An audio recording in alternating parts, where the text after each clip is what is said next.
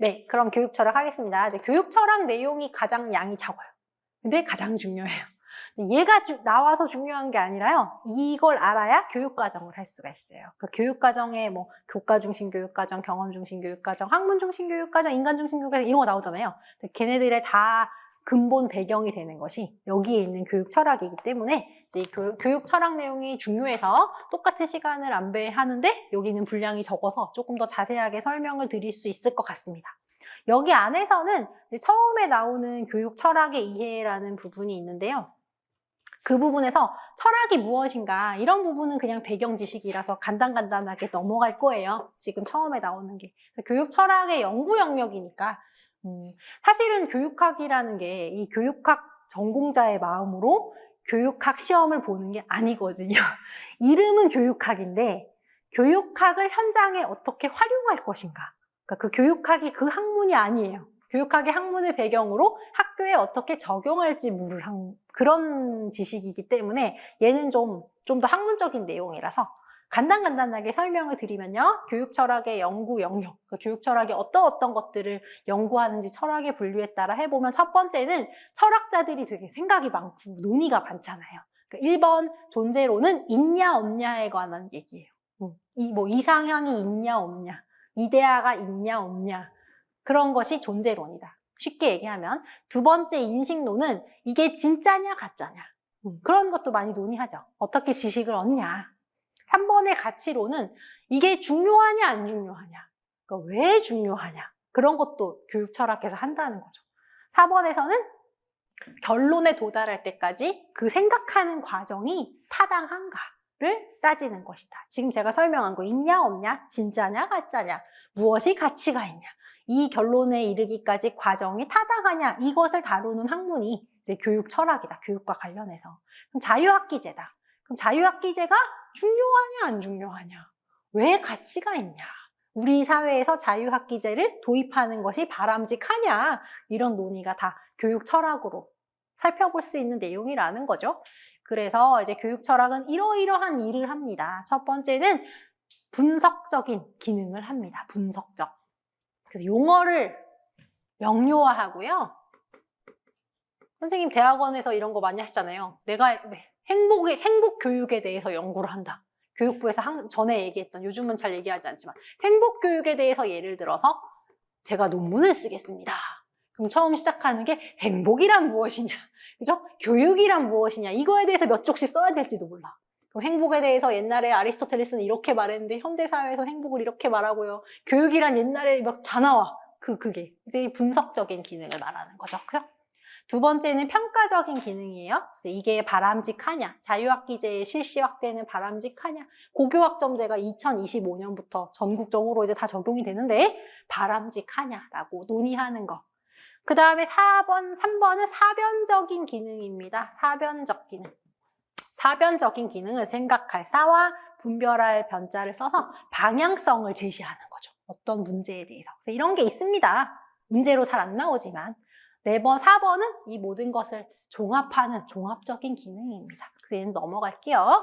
요건 조금 중요한 내용인데요. 분석적 인식론에 근거해서 우리 지식의 종류를 정리해보면 우리 세상에 있는 모든 지식을 크게 두 가지로 이제 분류할 수가 있다. 첫 번째는 명제적인 지식으로 아냐 모르냐로 표현할 수 있는 거예요. 사실적이고 논리적이고 규범적인 건데 만약에 예를 들어서 자전거를 한다. 그러면 자전거의 종류와 명칭을 안다. 이런 것도 학교에서 배우죠. 뭐 과일인지 야채인지 뭐 이런 것도 학교에서 배우고 여러 가지 내용들을 배우죠. 이것은 지구가 둥글다는 것을 안다. 과학적인 기술에서, 지식에서.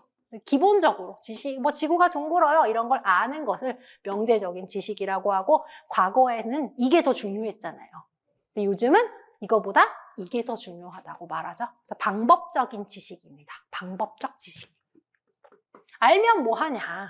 써먹을 줄 알아야지. 그래서 노하우죠. 뭐뭐 할 줄 안다. 같은 말이에요. 나중에 물어보시는데 절차적 지식이나 방법적 지식이나 묵시적 지식이나 과정적 지식이나 같은 말이에요. 그러니까 교육학을 공부하다가 어렵다고 하시는 이유는 다 이게 번역을 한 거기 때문에 번역을 A, B, C, D, E, F, G로 막 다 해놨어.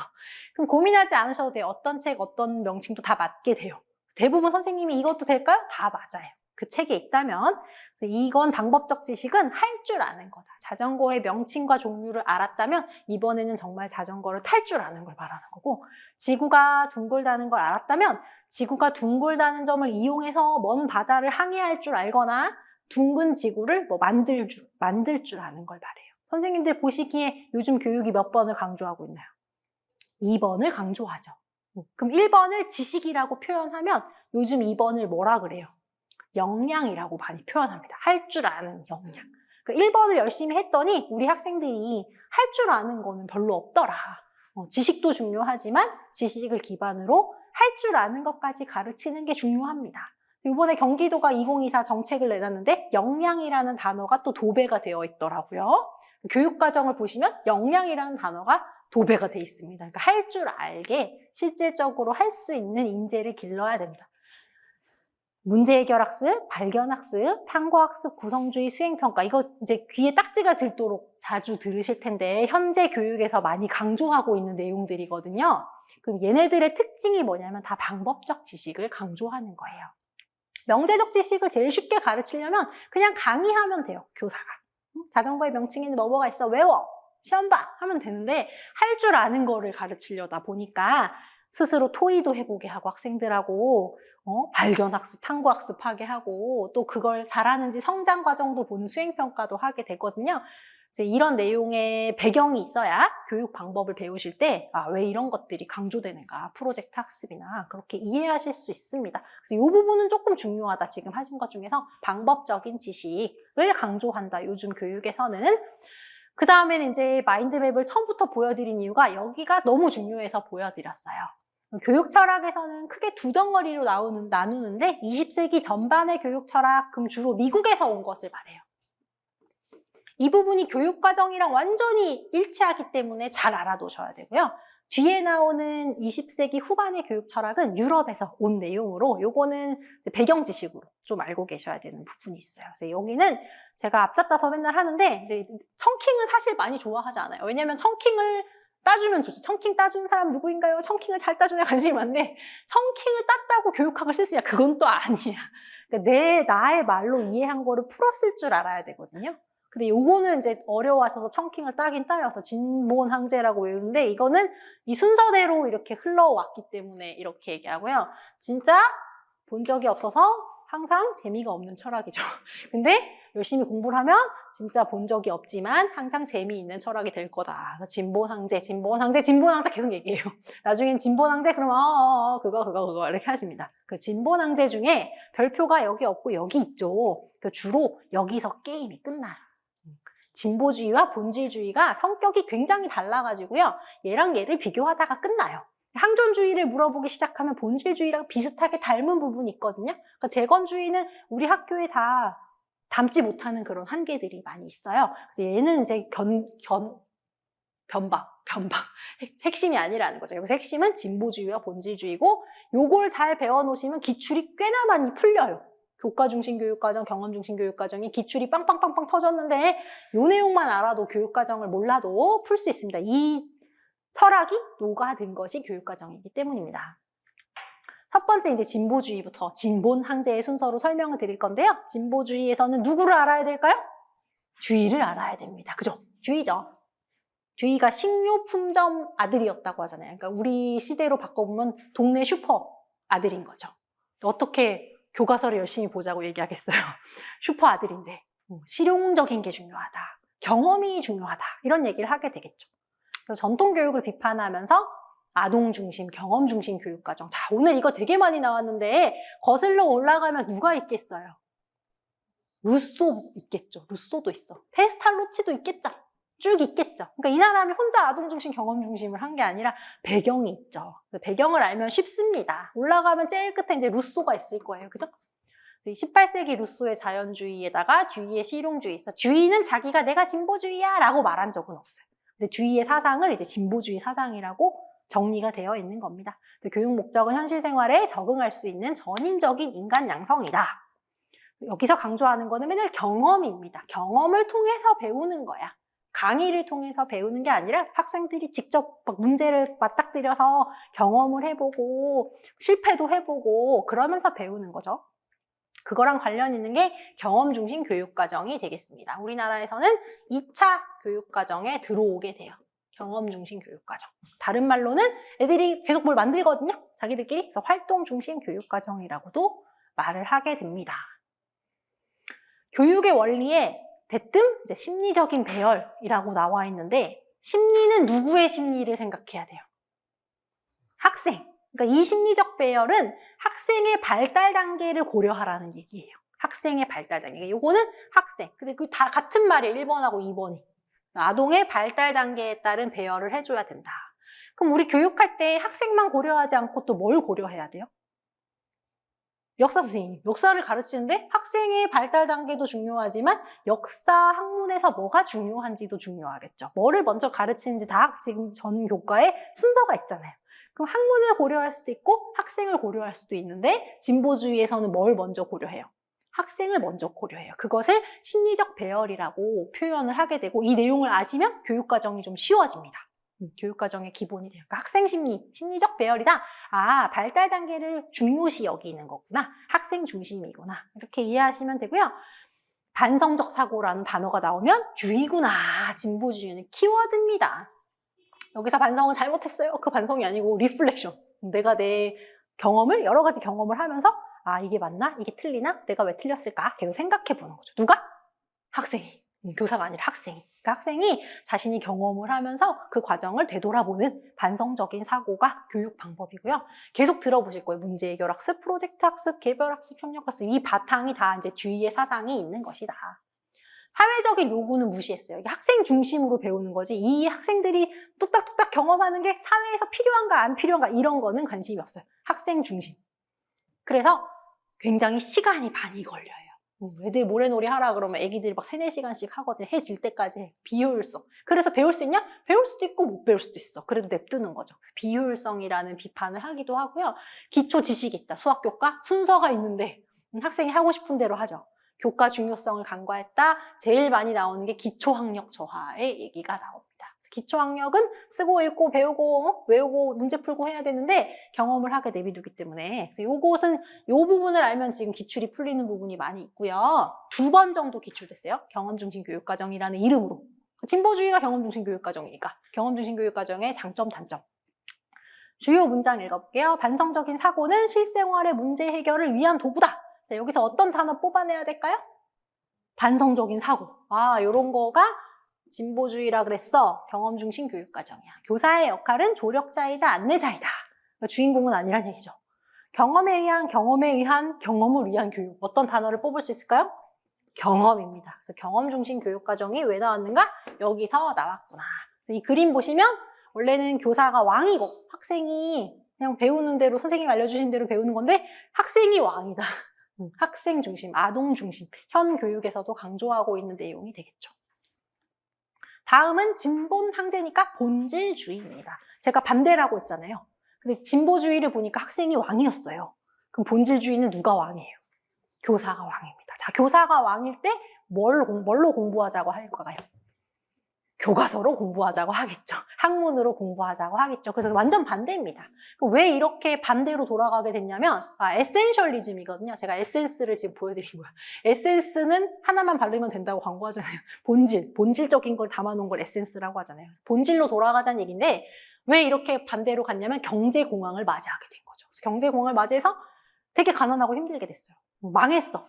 왜 망했냐? 반성을 하게 되겠죠. 애들이 놀아서 망한 거라고 생각하는 거지. 애들의 경험을 그렇게 다 인정해주고 그러니까 망하지. 다시 열심히 옛날에 하던 대로 교과 공부를 열심히 하자.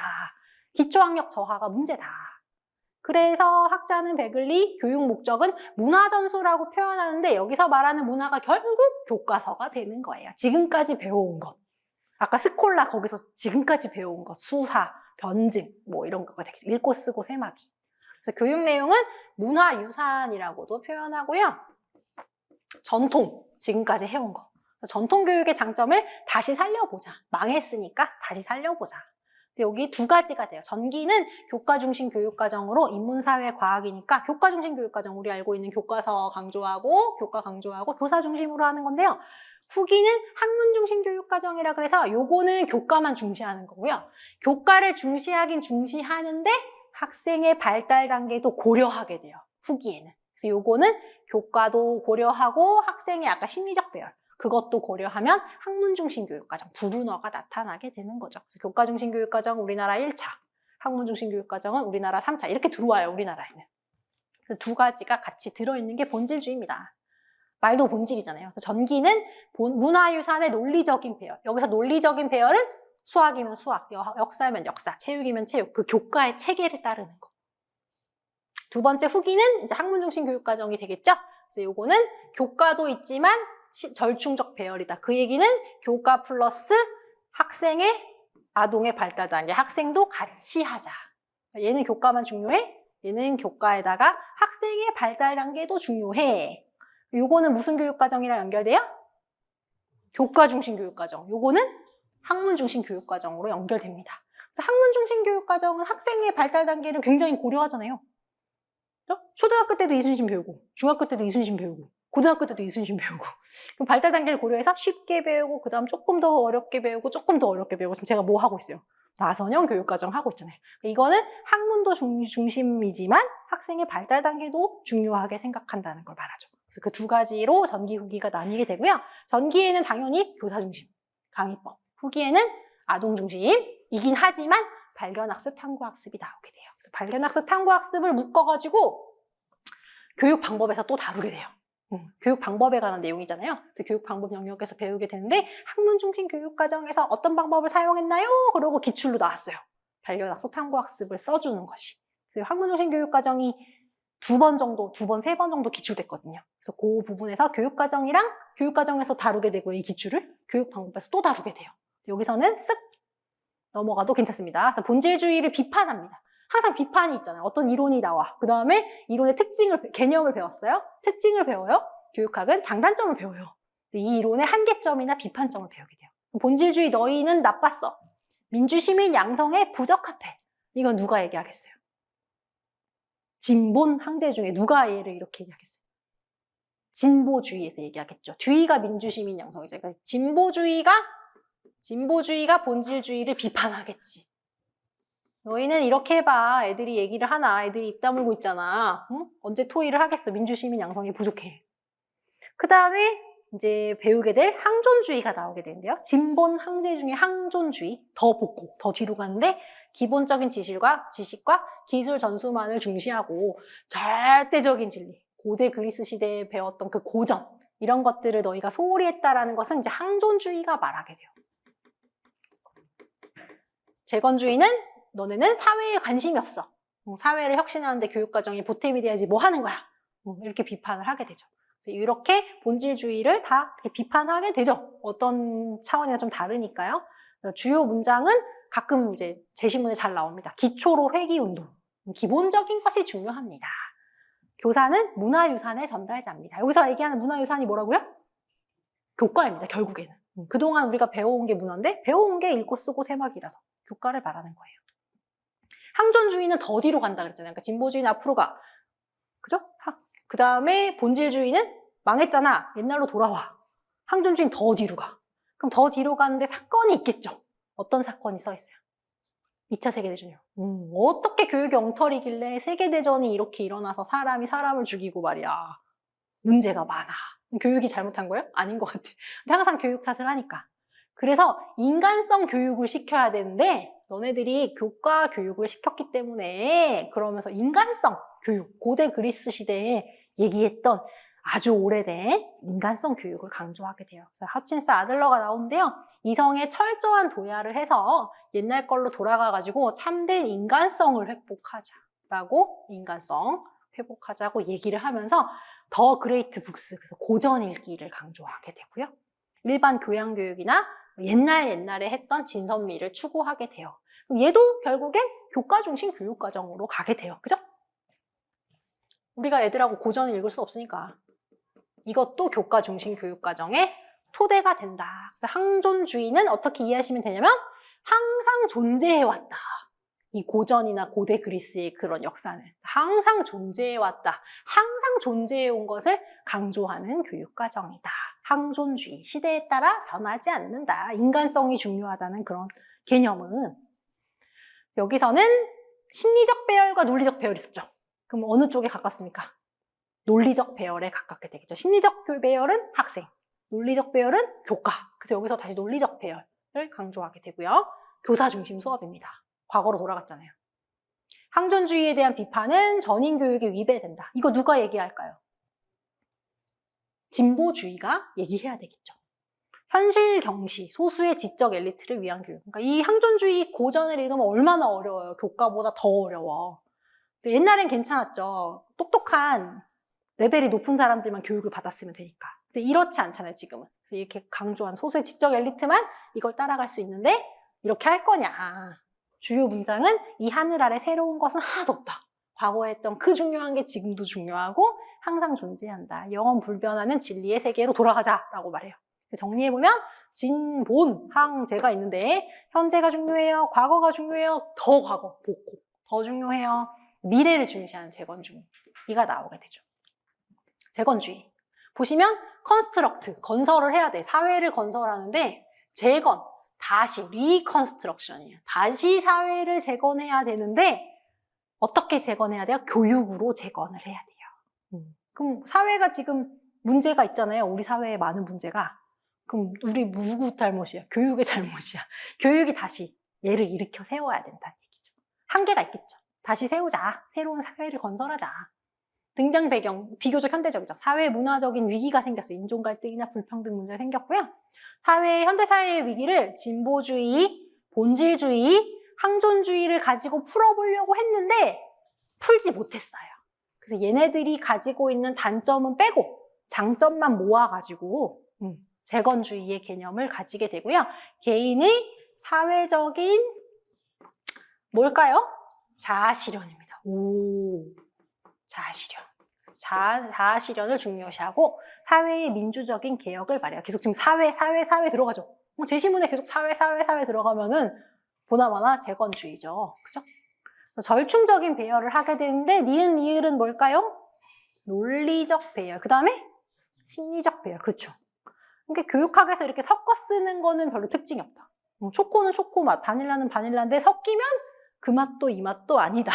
중요도도 낮아진다. 재건주의가 지금 진본, 항제 중에서 출제를 놓고 봤을 때는 가장 밑에 있다면. 왜냐하면 특성이 섞여 있기 때문에 물어보기도 어렵고 채점도 어렵고 그런 부분이 있겠죠.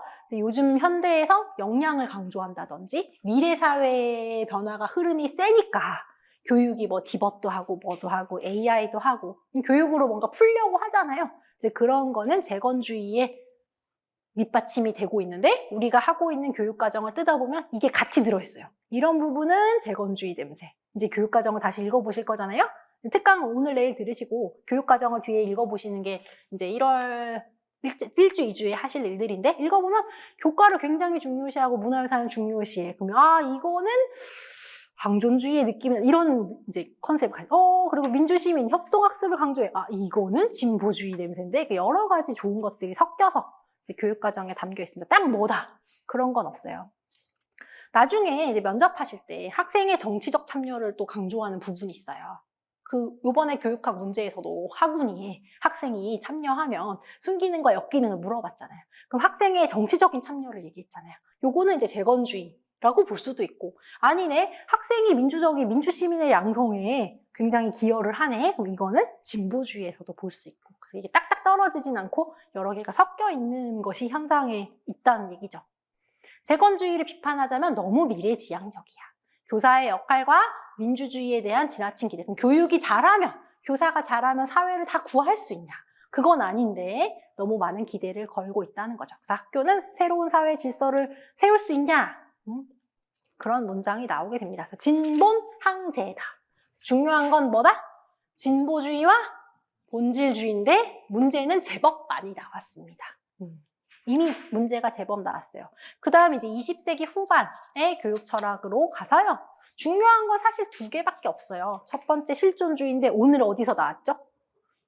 교육의 어원에서 나왔죠. 자, 교육의 어원에서 실존주의는 교육이 뭐다라고 말했어?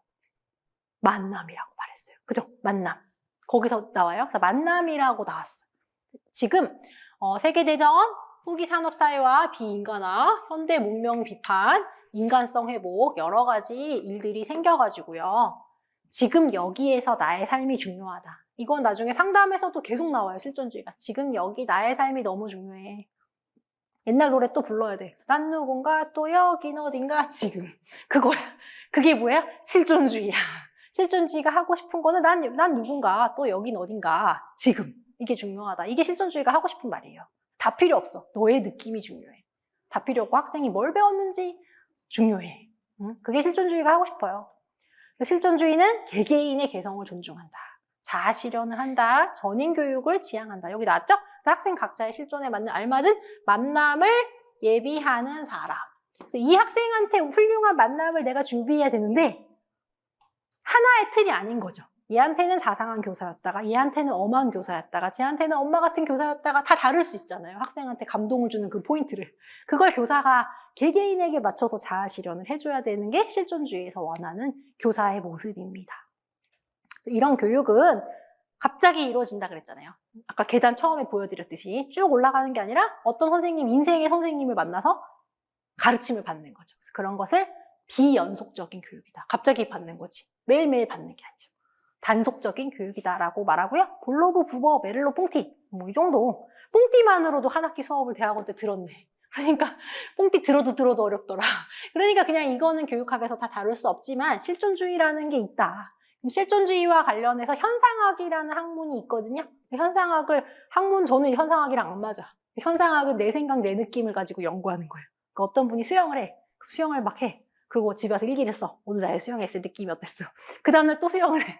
또 일기를 써. 그게 6개월 동안 일기 쓰잖아요. 그럼 그 안에서 나의 마음이 어떻게 바뀌었고 나의 느낌이 어땠는지 논문을 쓰는 그런 거예요. 현상학은.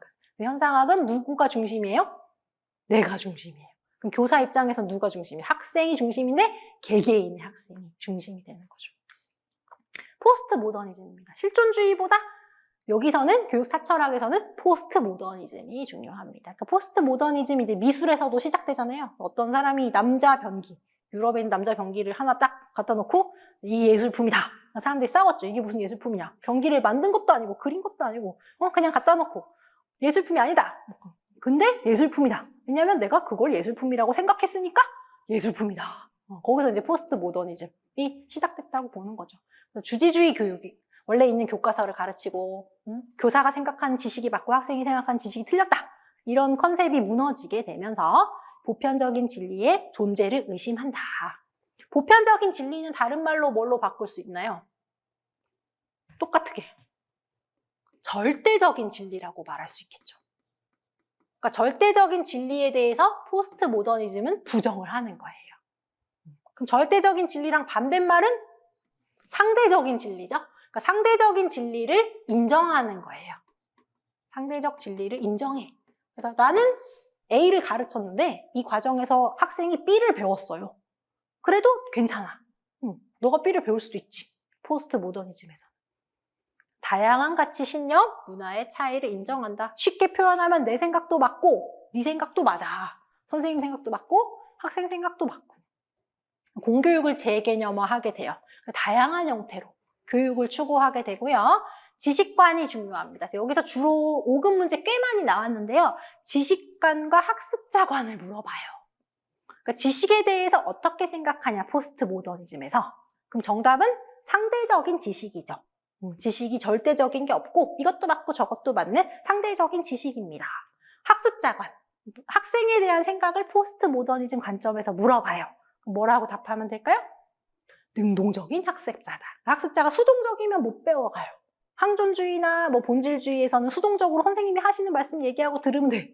근데 포스트 모더니즘에서는 직접 자기가 배우는 지식을 자기가 구성해서 가져가야 돼. 그래서 능동적인 학습자. 중요한 거 요거, 그다음에 요거. 요게 뭔지 물어보는 게 주로 문제예요. 그래서 요것을 배경으로 생겨난 게 교육의 변화는 구성주의, 수행평가, 영교육과정이죠. 그래서 요즘 현대 교육의 기본이 되는 내용이라서 여기 별표가 있는 이유는 지식관과 학습자관을 꼭 잡고 계셔야 되기 때문입니다. 그래서 어떻게 하자는 거냐? 새로운 얘기들은 아직 정리를 못한 거죠. 대안을 이론적인 수준에서 제시하지 못했다. 어떻게 가르칠 것인가? 뭘 봐야 돼? 포스트 모더니즘 교육을 하려면 고전이요, 뭐 학문이요 못해요. 네가 보고 싶으면 보는 거지. 그러니까 정리가 안 되지. 정리가 안 되고 합의가 어렵죠. 지식을 보자는 것도 맞아. 애들의 생각을 말하는 것도 맞지. 경험도 맞아. 그러니까 어떻게 합의를 할 수 있겠어요? 그런 한계점이 있다. 대표학자로는 푸코, 데리다, 들레즈가 있는데요. 푸코 얘기를 하자는 거죠. 그래서 푸코가 기존에는요, 돈, 아니면 권력, 계급사회니까 권력을 가진 사람이 최고였다. 근데 현대사회가 되니까 돈도 맘대로 티를 못 내. 권력도 티를 못 내. 그러니까 지식을 곧 권력으로 생각해서 이 사회를 억압하려고 한다. 그래서 푸코가 학교를 감옥하고 비교를 했거든요. 그러니까 푸코는 훈육을 권력에 길들여진 인간을 만들어내는 방법으로 보았다. 지식이 곧 권력인 이런 걸로 이제 교육사회학으로 넘어가게 되는데 어떤 게 닮았냐고 했냐면 관찰을 한다. 과목이 관찰을 하잖아요. 이 지금 파놉티콘이라고 원형 과목의 그림을 그려서 설명했는데 독방에 이제 죄수들이 이렇게 들어가 있잖아요. 밝은 독방에. 그럼 여기는 감시하는 사람은 어둡단 말이죠. 그래서 감시자가 관리하는 사람을 이렇게 본다는 거지. 비슷하지 않냐는 거야, 학교도. 학생들은 쭉 앉아있고 학생들이 교사가 높은 데서 이렇게 내려다 보잖아요. 응? 감시한다는 거죠. 그리고서 시험을 봐. 검사를 하잖아. 그래서 이런 기관을 학교, 그 다음에 대학, 병원 이렇게 얘기하면서 이런 것들을 비판한 거죠. 이런 컨셉도 이제 포스트 모더니즘에 들어있더라. 기타, 중요하진 않지만 이제 구조주의다. 스트럭처럴리즘. 그래서 이거는 삐아제 브루노인데 교육심리에서 자세하게 다루는 학자들이 될 거고요. 이제 분석 철학은 나눌 쪼개 써. 그래서 이 말들을 쪼개가지고요. 뭐 고교학점제면 고교가 뭐고 학점이 뭐고 무상교육이면 무상이 뭐고 교육이 뭐고 나눠가지고 열심히 하는 거고요. 대표적인 학자는 피터스가 있고요. 넘어가고요. 해석학이라고요. 이해를 다루는 학문인데 여기는 이해. 그 다음에는 대화. 그래서 대화로 모든 현안이 해결 가능하다. 하버마스 이렇게 나와 있고요. 교육학에선 잘 얘기는 하진 않고요. 비판 철학은 이제 교육 문제에 대해서 크리티컬한 관점. 이게 맞나? 틀린가? 그래서 그런 관점을 가지고 하는 건데 이 내용은 이제 교육사회학에서 또 다 배우세요. 교육사회학이 여기 이 책에 있긴 하지만 이제 올케어반 뒤쪽에 구성이 돼 있어요. 그래서 교육사회학에서 프레이리의 이야기가 또 나오게 돼서 여기서는 이제 넘어가게 되고요. 인간주의 휴머니즘은 내일 또 나와요. 내일 또 로저스가 나오거든요, 상담에. 그래서 로저스 인간주의에서는 현대사회의 비인간적인 현상을 극복하는 교육으로 인간의 자아 실현을 돕는 것을 1번으로 두는 거예요. 그래서 교사와 학생의 인격적인 만남과 관계, 학생을 존중해줘라. 한 명의 사람으로 존중해주고 긍정적으로 바라봐주고 교사가 진실되게 대하고 좋지만 이제 이론적으로 정립되긴 어려운 내용들이죠. 공교육에서. 그래서 이론적 체계화나 현장 적용이 어렵습니다. 그래서 로저스는 내일 상담할 때 인간중심 상담 나오거든요. 그때 또 나오게 되고요. 니일은 이제 대안학교 얘기하는데 교육학에선 잘 나오지 않는 학자고 신자유주의로 가보면요. 공교육의 경쟁 시스템을 도입한 거죠. 그래서 이때부터 학교 평가를 막 해가지고 이 학교가 이 지구에서 1등을 했습니다. 교육은 교육이고 경쟁은 경쟁인데 교육의 경쟁의 시스템을 도입하게 된 거죠. 마치 우리가 지점에 근무하고 있는 것처럼 이마트나 홈플러스에 이제 근무하고 있는 것처럼 서로의 친절도를 비교하고 잘하는 학교를 칭찬해주고 이런 개념이 교육에 남아있는데 그 근본이 이제 신자유주의에 있게 되는 거죠. 그래서 여기서는 요거는 면접도 있고 교육학에서도 중요해서 수요자 중심의 교육이라는 컨셉이 있습니다. 마트에 가면은 되게 친절하잖아요. 백화점에 가면. 대부분은 진상 고객이 이기지 않아요? 그죠? 그냥 사과를 하는 게 편하잖아. 고객은 왕이니까. 수요자 중심의 교육이죠. 우리한테는 누가 있어요? 수요자 중심의 교육이면. 학부모와 학생이 있죠. 그러니까 이 수요자 중심의 교육이 들어오고 신자유주의가 들어오면서 교권이 조금씩 내려가게 되고 사실 현대의 문제가 발생하게 되는데 이 배경이 있다고도 볼 수가 있죠. 만족시키려고 하니까. 교육의 질보다는 수요자를 만족시키려는 접근이 수요자 중심의 교육인데 행정에서 또 많이 나오게 됩니다. 그래서 이걸 아시면 행정에서 쉬워지고요. 동양 철학은 이제 이런 훌륭하신 선생님이 있는데 헤어스타일이 어땠는지 보시면 됩니다. 그 정도로 헤어스타일이 어땠는지. 그래서 오늘 중요한 거 이제 교육 철학 찝어보면요. 교육 철학에 의해 넘어가면 돼. 진보낭제가 중요한데 그 중에서 뭐가 중요해요? 자, 요거랑 요거죠. 이제 떠오르면 돼요. 진보주의 하면 누가 떠올라요? 주의. 문제는 뭐가 있어요? 비판적. 기본적인 그런 학력, 기초학력. 그런 게 나와요. 이게 교육과정 중에서는 경험 중심 교육과정으로 연결되더라. 본질주의에서는 교과를 중요시하더라. 이런 거. 항제. 그래서 여기가 중요한 내용이 지금 담겨 있고 얘를 알아야만 교육과정을 잘 이해할 수 있어요. 교육 철학에서는 실존주의와 포스트 모더니즘이 제일 중요하게 되고요. 오늘 제가 설명드린 게 사실은 다예요. 수요자 중심 교육이 뭔지 알고 있으면 교육 행정을 이해할 때 조금 쉬워진다. 뒤에 보시면 미리 준비하는 2차라는 코너가 있어요. 상담에는 없어요. 여기에만 있는데 간단하게 볼게요. 여기에서는 면접이랑도 관련되는 컨셉들이 있는데 아주 쉬운 내용들이에요. 첫 번째는 교육을 할 때 3요소가 있다. 교사가 학습자에게 교육 내용을 가르치니까 요 3가지가 있다. 그렇죠? 교육의 효과와 한계에서는 가르치면 다 된다. 교육 만능설이죠. 교육 부정설은 타고난다. 나쁜 사람은 나쁘게, 착한 사람은 착하게 타고나기 때문에 교육을 열심히 해도 효과가 없다. 그런 컨셉, 교육 부정설. 우리는 몇 번으로 가야 돼? 1번으로 가야 되죠. 면접을 가는데 교육을 해도 아무 소용이 없습니다. 이렇게 하면 안 되잖아. 다 바꿀 수 있을 것처럼 말해야 되잖아. 우리는 1번, 교육 만능설로 살펴봐야 되고 환경에 영향이 아예 없는 건 아니죠. 가정 환경도 우리가 도와줄 수 있도록 뭐 상담하겠습니다 등등 얘기를 해줘야 되겠죠. 형식 교육과 비형식 교육이 있는데요. 학교는 어디에 해당될까요? 형식 교육에 해당되죠. 근데 선생님이 수업에 뭐 쉬는 시간이나 점심시간이나 이렇게 얘기하면서도 교육이 이루어지잖아요. 그런 건 또 비형식 교육으로 얘기할 수도 있겠죠. 오늘 배운 거 중에 엄청 많았는데 전인 교육의 컨셉이 들어있는 게 페스탈로치, 홍익인간, 그죠? 화랑도 교육, 활도 쏘고 공부도 하고 교육 입국조서 등등등이 있더라.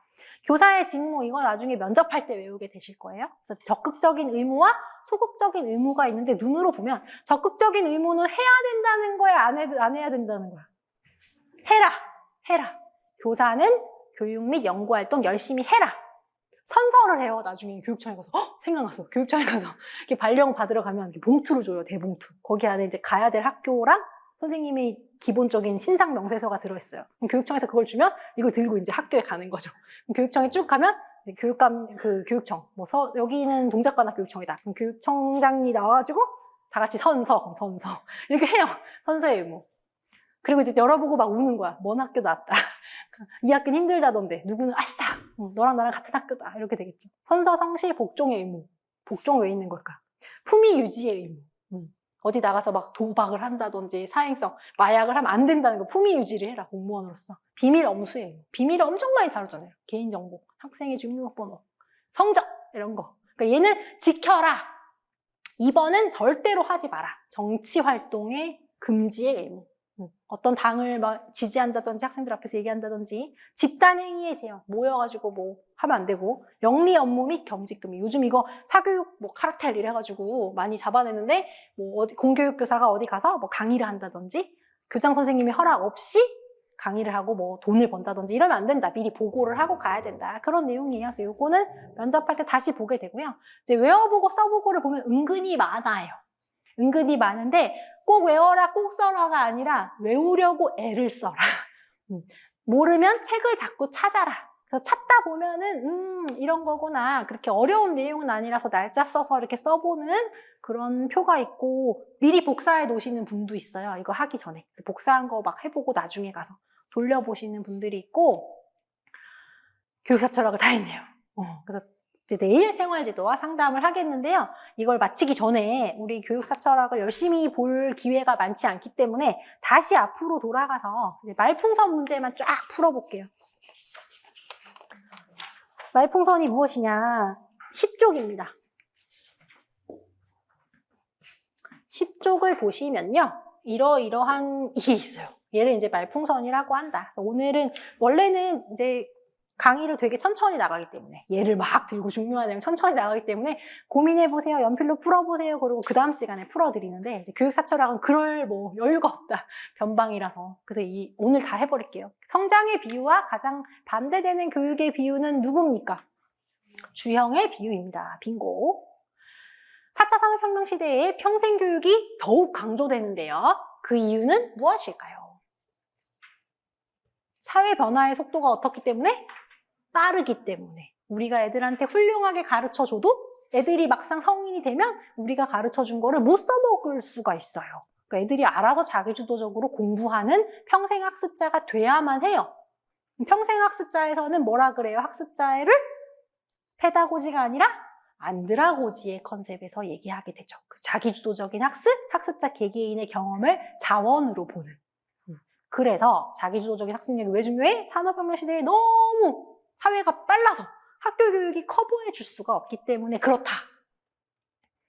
학생의 올바른 인성 함양을 위한 평가 방법은 절대평가를 해줘야 되겠죠. 등수를 매기니까 임용이 힘들잖아요. 마음이 힘들고.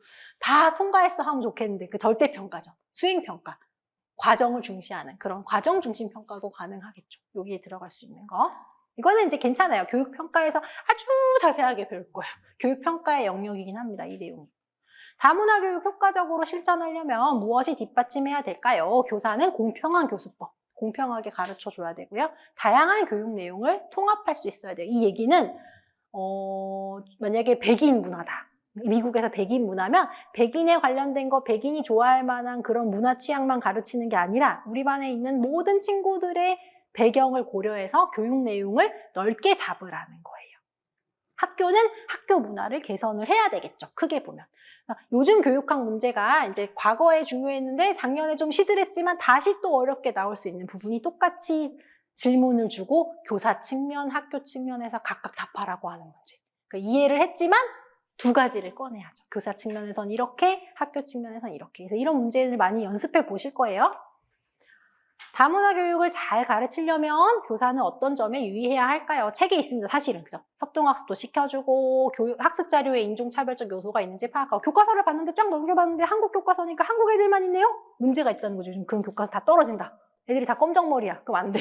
중간에 다양한 민족이 놀고 있는 그런 그림이 있어야지 통과가 됩니다. 그런 것들 말하는 거예요.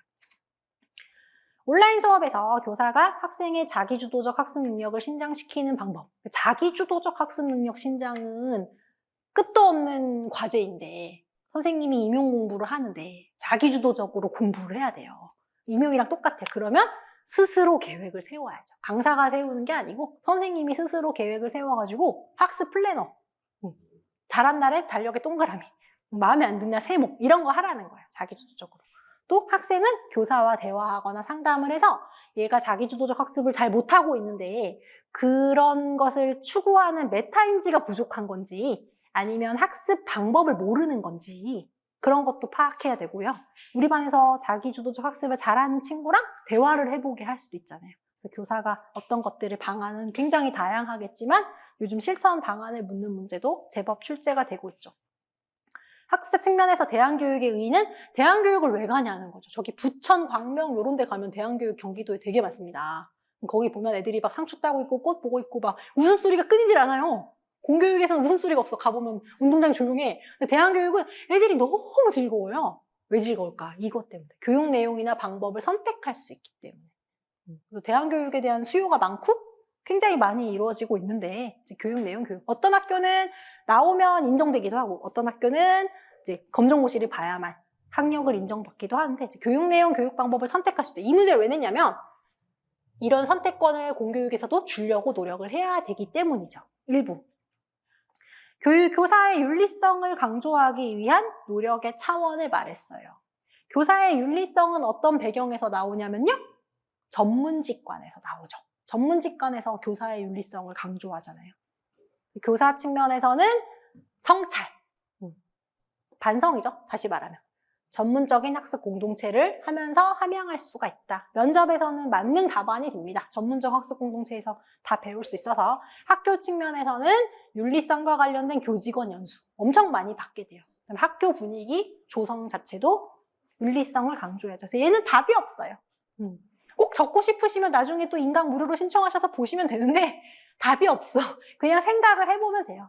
자꾸 생각을 해보면 선생님들이 생각해보는 그 뇌의 부분이 반짝반짝 하겠죠. 근데 요즘 교육학 문제가 계속 생각해보는 문제가 많이 나오기 때문에. 한국교육사 별로 없습니다. 말풍선. 24쪽에 보시면 위인지학의 관점을 비판해라. 위인지학하면 누구가 나오죠? 이. 그러니까 이의 관점을 비판해. 그럼 누구의 관점을 써주면 돼요? 이황의 관점을 써주면 돼요. 그래서 위기지학, 이가 하는 그것은 교육의 내재적 가치에 소홀했다. 성공을 위한 공부지 않냐? 응? 내면 완성을 위한 공부에 소홀하지 않았냐? 내면 완성을 위한 공부를 해라. 이렇게 쓸 수가 있겠죠. 그래서 여기는 내재적인 목적을 강조하는 거죠. 교육의. 이황은, 이는 외재적인 목적을 강조하는 건데 그 컨셉이고요. 교육 입국조서, 교육적 의의, 후 시대. 나중에 현대에 가까워질수록 교육의 의의는 다 뭐라고요? 기획윤등으로 간다. 서양 교육사. 교사가 주도하는 강의식 수업. 일방적이잖아요. 보완하는 방법?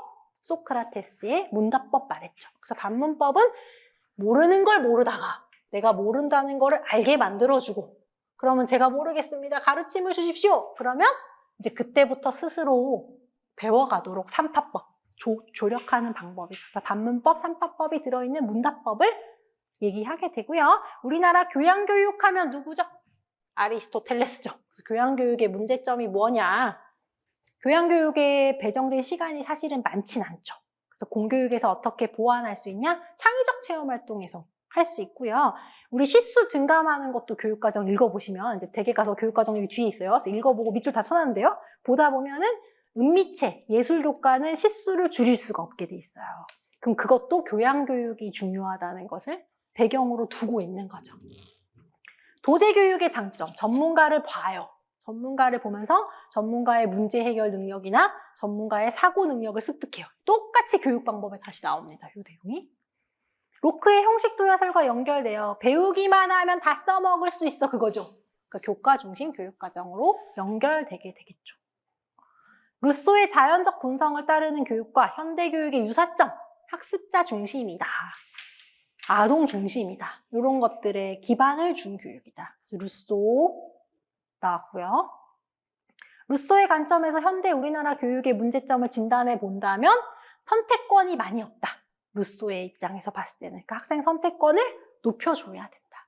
그러면 교육과정 짤 때도 학생들한테 많이 물어보고 배우고 싶다는 걸 해줘야 되겠지만 교육과정이 너무 자세하죠. 선생님들 전공 보시면 성취 기준에 가르쳐야 될 게 너무너무 자세하고 되게 많거든요. 그래서 다 못해줘. 창의적 체험활동에서 동아리 정도는 자유롭게 운영할 수 있는 여지가 있겠죠. 자유학기제라든지 그런 건 되겠죠. 그래서 우리나라 문제점이 있다.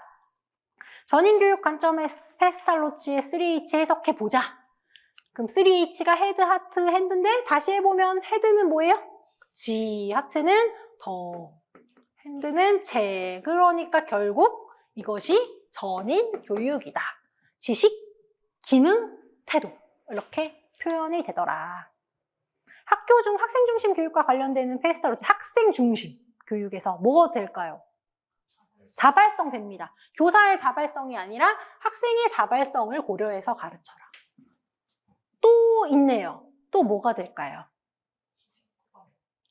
직관도 좋은 것 같아요. 경험도 교사의 경험이 아니고 학생의 경험을 중요시하니까요. 또 방법의 원리도 가능하겠네요. 교사의 발달 단계도 있는데 연구 중에 학생의 발달 단계에 따라 가르치는 거잖아요. 이 가, 다, 라를 보면 페스탈로치 교육의 원리도 학생 중심 교육이구나. 그래서 페스탈로치가 출제됐구나. 이렇게 볼 수 있겠죠. 헤르바르트는 도덕성 함량이다.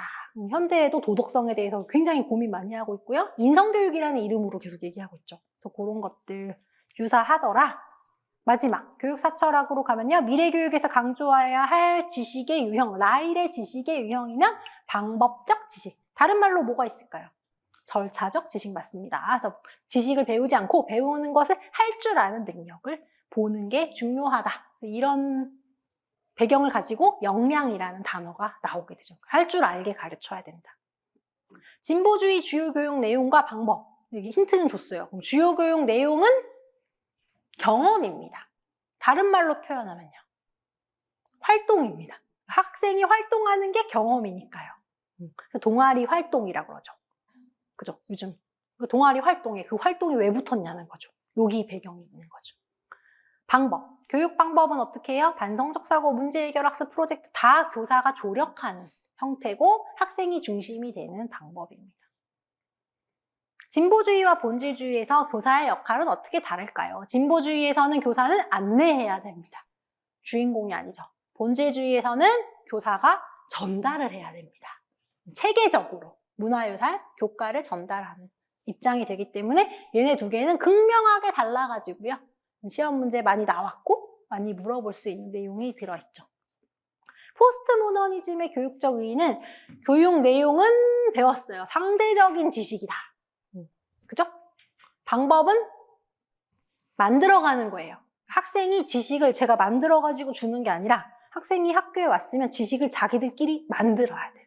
그럼 지식을 만들게 하는 방법은 토의토론을 통해서 자기들끼리 지식을 만들어. 또는 협동학습을 통해서 지식을 만들어가요. 만들어가는 게 구성하는 거죠. 그래서 구성주의와 일맥상통한다. 교육과정에서는 다 교육과정이 될 수 있어요. 포스트 모더니즘의 관점에서는. 그런데 우리 교육과정이 그걸 다 담고 있진 못하죠. 그럼 교육과정 중에서 정말 좋은데 빠진 것들이 많이 있을 거예요. 그게 교육과정에서 중요하게 나오거든요. 이번에 출제된 건 잠재적 교육과정 출제됐는데 그 바로 옆에 있는 게 영교육과정이에요. 그래서 영교육과정에서 빠진 게 있냐는 거죠. 다 교육과정이 될 수 있는데. 무용교육하는 분들이 이런 얘기 많이 하거든요. 무용교육이 얼마나 중요하잖아요. 근데 학교에서 얼마나 하고 있냐는 거죠. 너무 조금밖에 안 하고 있다. 무용을 초등이나 중등에 정식 교과로 해달라 이렇게 말하거든요. 그럼 그런 거는 이제 영교육과정 관점에서 볼 수 있겠죠. 다 했네요. 다 했어요. 시간을 맞추는 게 굉장히 어려운데 딱 지금 3시간 만에 이 많은 진도를 나가게 돼서 기쁘고요. 선생님들이 애매하고 모호할 때 다시 이 영상을 돌려보실 수 있을 것 같아서 기쁘고 내일은 이제 교육 상담 할 건데 뭐 읽어보실 예습 없어요. 교육학은 예습 없어. 예습 없고 복습만 있습니다. 그래서 예습하실 시간에 전공 공부 많이 하시고 내일 상담 특강에서 만나도록 하겠습니다. 고생 많으셨습니다.